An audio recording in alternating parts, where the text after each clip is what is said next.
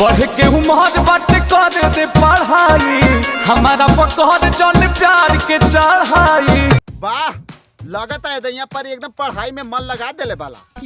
हट ना होने रे, लगता है दैया पर यूपीएससी एग्जाम निकाली देबा। यह चाहबे करी काहे से के पढ़ाई के समय केवल पढ़ाई, नो लवंडिया बात। चाहे भला एकर बोहिन जो तोहके खोल के दे देही, मगर तू लिहा मत। लड़की के अंदर एक खराबी जानते हो क्या होता है? वो किसी को ना नहीं बोलती है। क्या आप देखेंगे तो आपको भी देख के मुस्कुराएगी, वो देखेगा तो उसको भी देख के मुस्कुराएगी। समझ आ गया?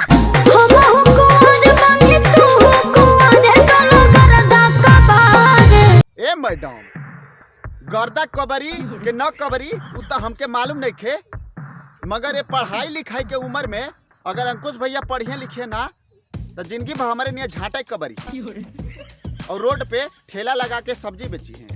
आलो ले लो, और तू देखबू तो बस खाली यह कहबू।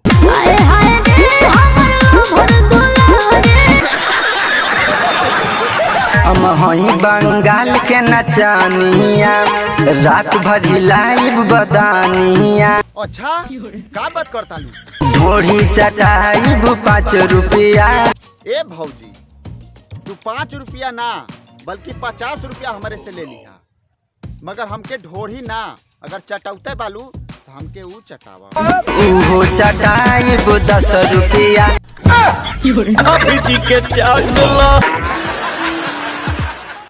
होता बेचैनी सुनाई देरो, माना तू बतिया कहिले।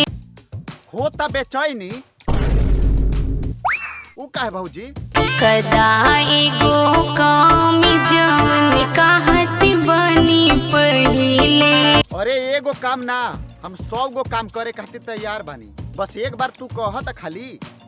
हाथ लगा के तनी सहरा दार, थोड़ी के नीचे खजुआता हो। कहाँ खजुआता?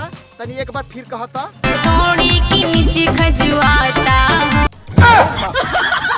ढोरी के नीचे? ए भौजी, कहीं झाट तो ना बढ़ गई है ना? नहीं।